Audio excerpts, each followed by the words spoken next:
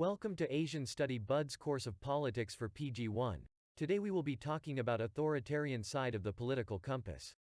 Auth right and auth left have different goals but similar means to achieving those goals, authoritarianism. The difference in the goals comes down to the difference between right politics and left politics. Right-wing politics tend to favor order and find hierarchies to be natural.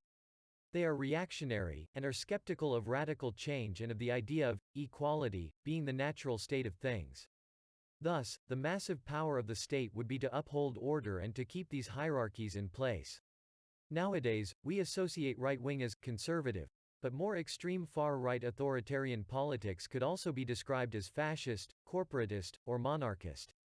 These are strongly hierarchical societies where might is right. The authoritarian state is there to uphold the social fabric they see as natural, and typically this goes hand in hand with strongman leaders, chauvinism, patriarchy, and nationalism. Left-wing politics tend to favor progress over order, and instead look to egalitarianism, equality, as the true ideal of society, with hierarchies being unnatural and a tool of the elites to maintain their power. They, at least in the beginning, favor rhetoric of revolution and radical change as they are skeptical of upholding the old order and the status quo that the right wing favors.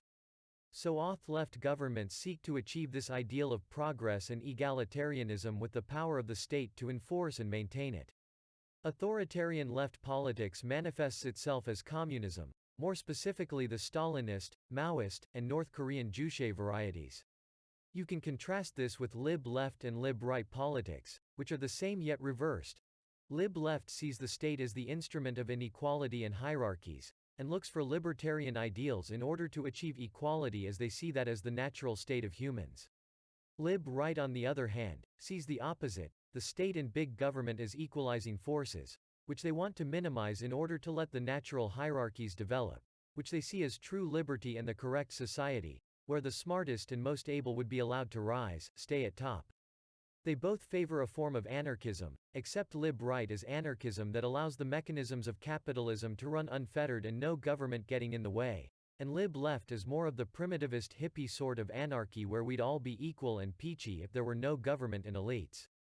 It's comical how the four quadrants of politics can agree on some things but have entirely different ways of going about it, whether it's agreeing on means or ends.